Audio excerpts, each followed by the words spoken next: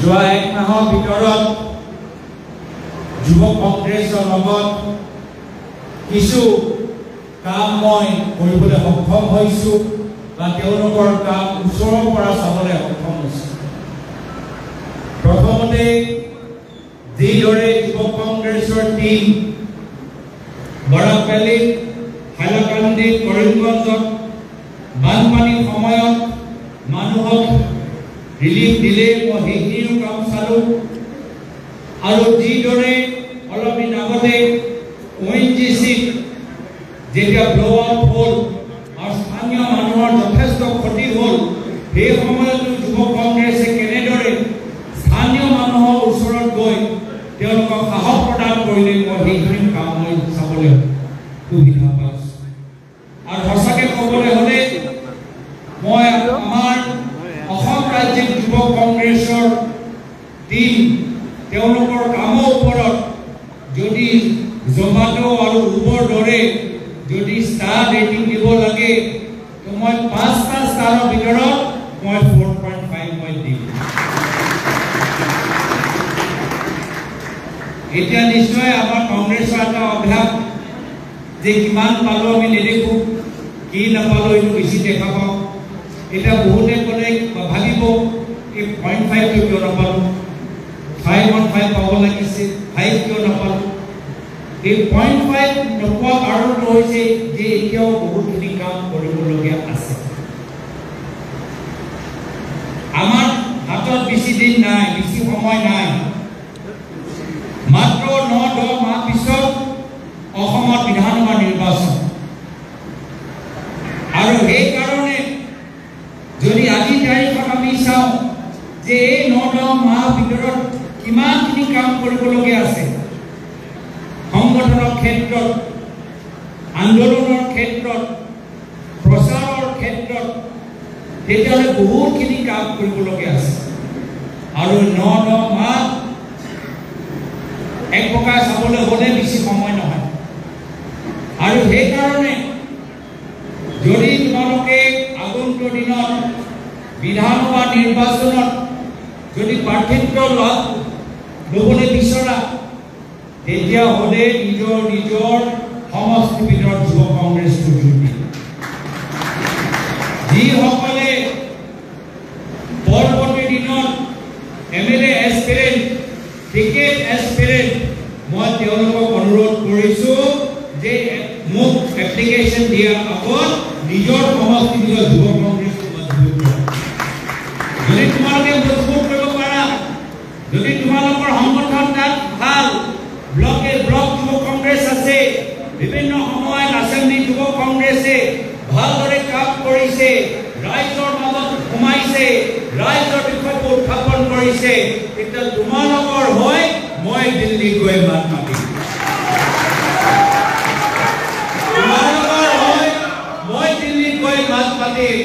কিন্তু যদি তোমালোকে ভাবা যে মাত্ৰ কোটা চিষ্টেমত যুৱ কংগ্ৰেছৰ বেনাৰ লগাই তোমালোকে টিকেট পাবা, তেতিয়া মোৰ দিনত এয়া সম্ভৱ নহয়। কাম কৰা, মই তোমালোকক আগুৱাই লৈ যাম। কাম নকৰা, মোৰ ওচৰত যিমান গামোচা পিন্ধোৱা এটাও গামোচা তোমালোকক সুবিধা নিদিয়ে। কাম কৰা, যদি স্থানীয় নেতৃত্বক তোমাক বাধা দিয়ে তেতিয়া যুৱ কংগ্ৰেছৰ সুৰক্ষা কৱচ মই তোমালোকৰ প্ৰদেশ কংগ্ৰেছৰ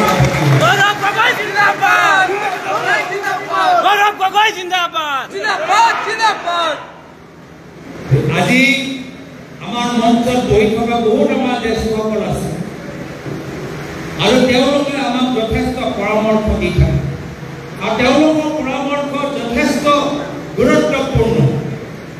কিন্তু বিভিন্ন সময়ত আমাৰ জ্যেষ্ঠসকল বিধায়কসকলে কয় কি এই জিলাত যুৱ কংগ্ৰেছ অলপ ভাল, মোৰ নিজৰ জিলাত যুৱ কংগ্ৰেছ যিমান সক্ৰিয় হ'ব লাগে ইমান সক্ৰিয় হৈ থকা নাই।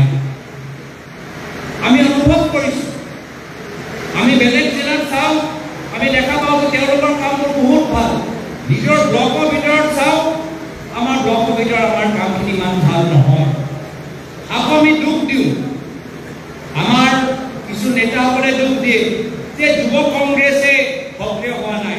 আৰে তোমালোকৰ সমষ্টি যুৱ কংগ্ৰেছ যদি তোমালোকৰ অঞ্চলৰ যুৱ কংগ্ৰেছ দুৰ্বল তো তোমালোকে শক্তি দিয়া তোমালোকে সহায় কৰা তোমালোকে সমৰ্থন দিয়া বেলেগক কি লাভ আছে নিজৰ সমষ্টি যুৱ কংগ্ৰেছ আমাৰ বৃহত্তৰ পৰিয়ালৰ অংশ আমাক সহায় কৰিব লাগিব আমাক সময় দিব লাগিব আমাক পৰামৰ্শ দিব লাগিব কিন্তু এই কথাও ঠিক কি কোনোবা সমষ্টিৰ নেতা স্থানীয় যুৱ কংগ্ৰেছ যদি কিবা কাৰণত বিভিন্ন কাৰণত কামখিনি ভালকৈ কৰিব পৰা নাই মই প্ৰদেশ যুৱ কংগ্ৰেছক 100% অটনমি আৰু ফ্ৰীডম দিছোঁ যদি ভাল নেতা থকা সমষ্টি যদি যুৱ কংগ্ৰেছ দুৰ্বল সলনি কৰা অনুমতি মই ইয়াৰ পৰা পাইছোঁ মোৰ নিজৰ সমষ্টি যদি ক'ৰবাত তোমালোকে দেখিছা যে যুৱ কংগ্ৰেছে ভালদৰে কাম কৰা নাই মোক সুধিব নালাগে তোমালোকে আগবাঢ়ি যোৱা আৰু যিজন ভালদৰে যুৱ কংগ্ৰেছ কৰি আছে সেইসকলক আগুৱাই লৈ যোৱা আজি আৰু কিছু কাৰণ আছে যি কাৰণত তোমালোকে 0.5 ষ্টাৰটো নাই পোৱা এতিয়া মই তোমালোকৰ এই কমিটি ভিতৰত মই দেখা পাইছোঁ যে তোমালোকৰ কমিটিৰ ভিতৰত ছোৱালীৰ সংখ্যা কম পৰৱৰ্তী দিনত প্ৰদেশ কংগ্ৰেছৰ কমিটি আহিব মই চ্যালেঞ্জ কৰি কৈছোঁ তোমাকে বেছি আমি মহিলাখিনিক আমি মেম্বাৰশ্বিপ বা আমি স্থান দিম এতিয়া তোমালোকে যদি মোৰ চ্যালেঞ্জ ল'বলৈ বিচাৰা যদি পৰৱৰ্তী দিনত কমিটি যদি তোমালোকে অলপ মডিফিকেশ্যন কৰা তেতিয়া আমাৰ প্ৰদেশ কংগ্ৰেছতকৈ বেছি মহিলাসকলৰ স্থান যুৱ কংগ্ৰেছক দেখি আমাৰ চ্যালেঞ্জৰ প্ৰত্যাহ্বান দিয়া মই ভাল পাওঁ 0.5 ষ্টাৰ কিয় কম কি তোমালোকৰ মই দেখিছোঁ যুৱ কংগ্ৰেছৰ তোমালোকৰ ইউটিউব আছে ইনষ্টাগ্ৰাম আছে টুইটাৰ আছে সকলৰ ভাল ৰীল সকলৰ ভাল ফটো কেতিয়াবা শ্ল' মোশ্যনত আহা কেতিয়াবা গামোচা দেখুওৱা কেতিয়াবা বিস্কিট দিয়া খুব ধুনীয়া ফিল্মফেয়াৰ বঁটা সকলোৱে পাব পাৰে কিন্তু আমাৰ অসমৰ এতিয়া যিখিনি গুৰুত্বপূৰ্ণ বিষয় যি আমাৰ বিভিন্ন জিলা যুৱ কংগ্ৰেছ উত্থাপন কৰিছে কোকৰাঝাৰত কি সমস্যা আছে মাজুলীত কি সমস্যা আছে তিনিচুকীয়াত কি সমস্যা আছে আমাৰ ৰাইজৰ বিষয়বোৰ আমি সামাজিক মাধ্যম যোগেদি আমি দেখাব পৰা নাই আমাৰ স্থানীয় বিজেপি দলৰ কি ধৰণৰ কেলেংকাৰী কি ধৰণৰ গুণ্ডামি কি ধৰণৰ অহংকাৰী আৰু অত্যাচাৰ আমি সেইখিনি কাম সামাজিক মাধ্যম যোগেদি আমি মানুহৰ মাজত আমি লৈ যাব পৰা নাই তো মনত ৰাখিবা সামাজিক মাধ্যম মাত্ৰ নিজৰ কাম প্ৰচাৰ কৰা মাধ্যম নহয় আমাৰ অসমৰ জনসাধাৰণৰ মূল সমস্যা আৰু বিজেপি চৰকাৰৰ তেওঁলোকৰ কেলেংকাৰী বিফলতা প্ৰচাৰ কৰা এটা মাধ্যম তো সেইকাৰণে তোমালোকে জোৰ দিবা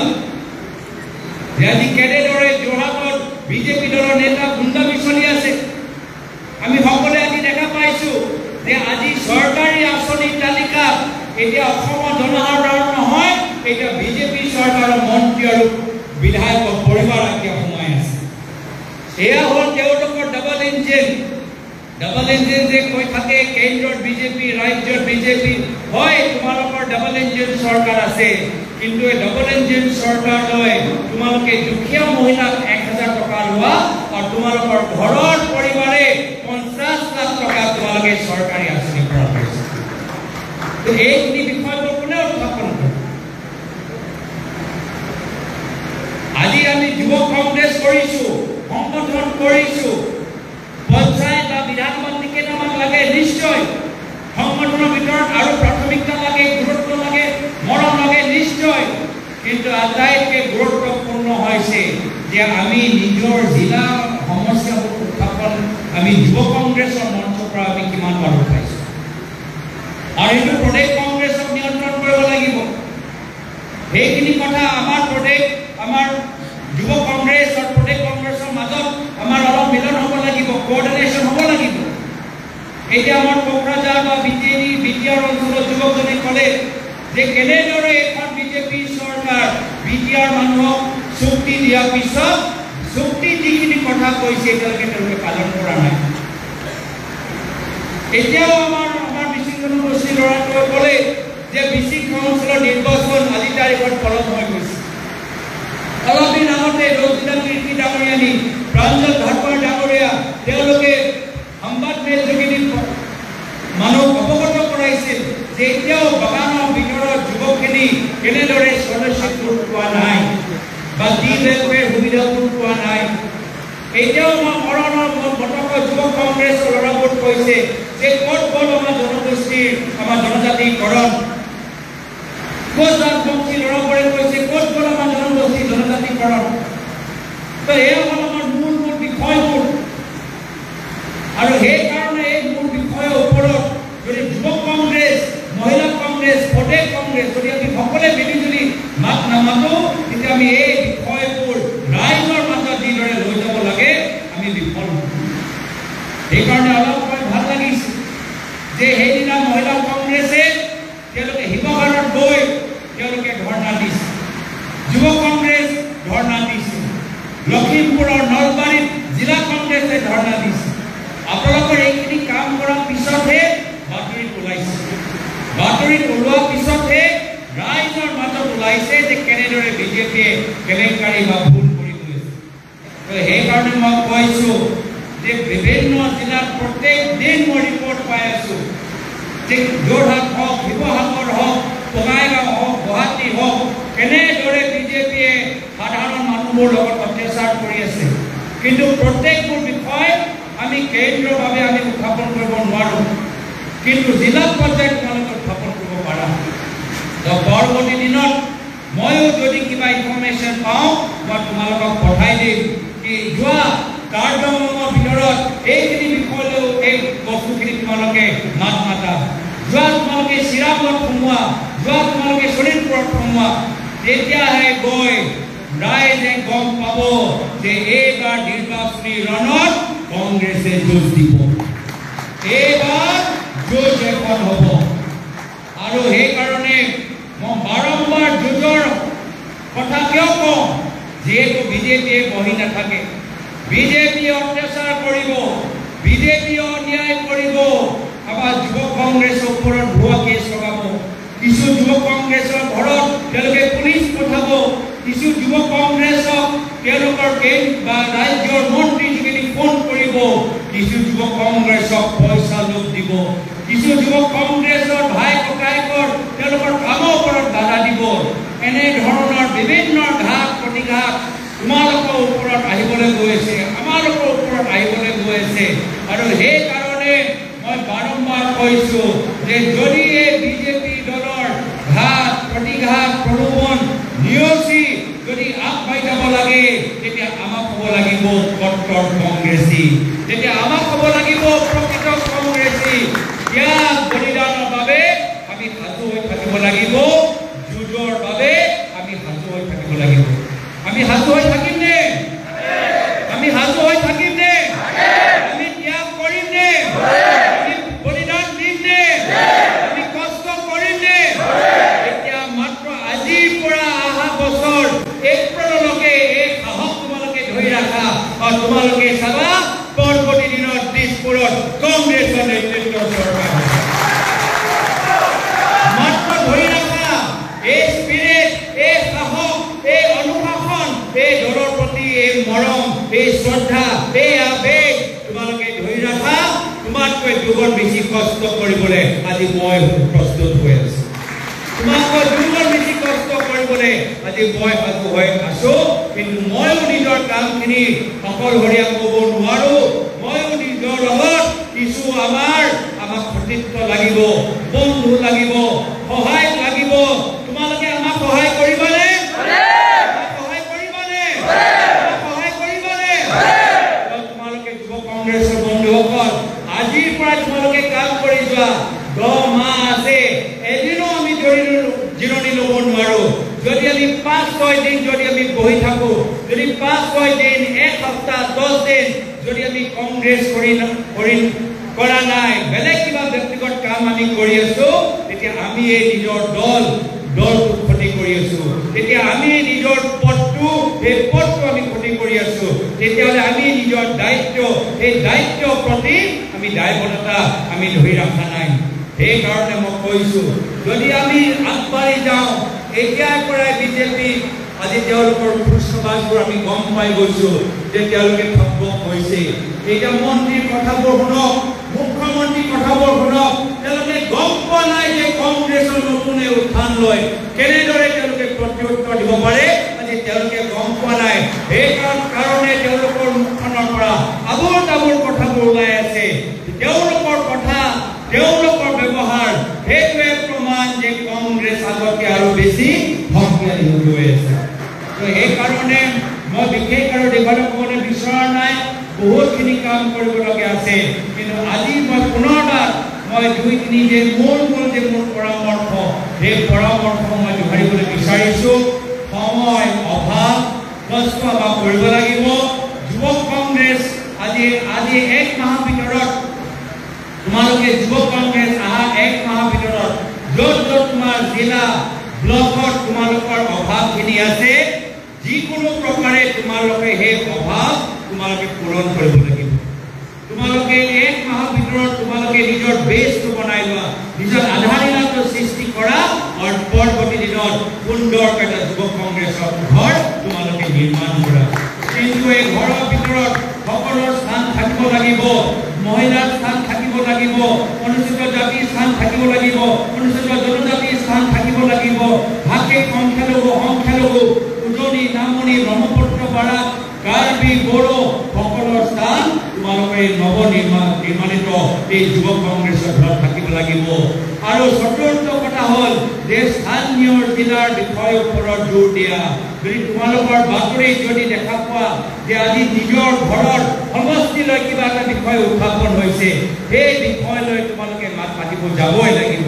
তোমালোকে মানুহ ওচৰত যাব পাৰা, ধৰ্ণা দিব পাৰা, মেমৰেণ্ডাম দিব পাৰা, প্ৰেছ কনফাৰেন্স কৰিব পাৰা, কিন্তু এটাও বিষয় ওপৰত কাম নকৰাকৈ এৰি নিদিবা।